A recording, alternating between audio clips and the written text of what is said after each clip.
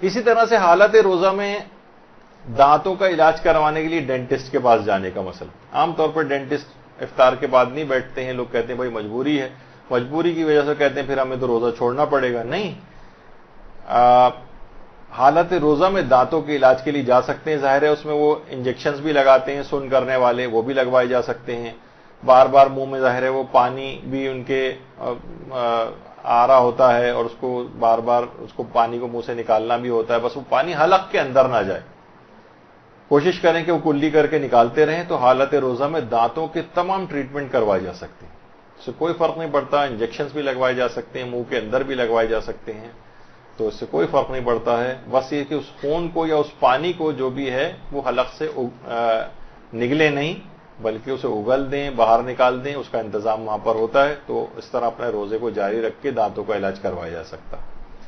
اچھا, اسی طریقے سے بہت سارے افراد ہوتے ہیں وہ بہت پریشان ہوتے ہیں کہ مسوڑوں سے عام طور پر بہت سے لوگوں کو ہوتا ہے کہ برش کر رہے ہیں تو کچھ خون نکل رہا ہے, یا ویسے بھی الگ سے بھی کچھ خون آتا رہتا ہے.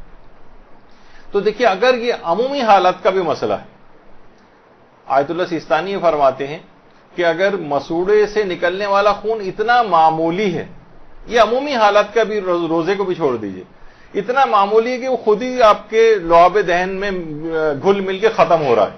استہلاک ہونا جسے کہتے ہیں, مستہلک یعنی وہ اپنی یعنی گھل مل کے بالکل ختم ہو رہا ہے, تو اس کو نگل بھی سکتے ہیں اور منہ کو پاک کرنے کی بھی ضرورت نہیں. حتیٰ کہ منہ میں سے اگر کوئی خون آ جائے اور وہ زیادہ مقدار میں ہو تو ظاہر ہے پھر اس کو نگل نہیں سکتے. زیادہ مقدار میں خون نکل رہا ہے, مثلا کسی کا دانت ٹوٹ گیا اور زیادہ مقدار میں خون نکل رہا ہے, تو بس اس خون کو منہ سے تھوک دیں, منہ کو اندر سے پاک کرنے کی بھی ضرورت نہیں ہوتی. آغا سیستانی فرماتے ہیں, یعنی عمومی حالات کا میں بتا رہا ہوں.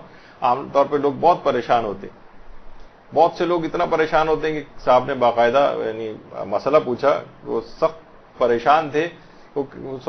خیر یہ مسئلہ آگے چل کر آنا بھی ہے اسی درس کے اندر, کہ مثلا اگر منہ میں کسی کے جو ہے وہ بار بار تھوک پیدا ہو رہا ہے تو وہ سوچتے ہیں کہ اس کو نگلنے کی ہمیں اجازت نہیں, ہمارا تو روزہ خراب ہو جائے گا. دن بھر بیچارے تھوک تھوک کے پریشان ہیں, ان کی زندگی اجیرن ہوئی جا رہی تھی. پھر ان کو مسئلہ بتایا تو کہیں جا کے سکون اور چین ان کی زندگی میں آیا.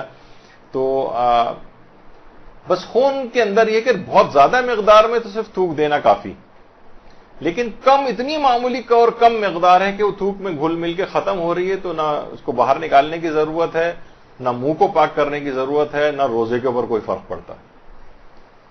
ہاں البتہ توجہ نہیں تھی اور بے اختیار اس خون کو نگل لیا تو روزہ بھی اس سے صحیح رہتا ہے, لیکن زیادہ مقدار میں ہو تو اس کو پھر باہر نکالنا پڑے گا.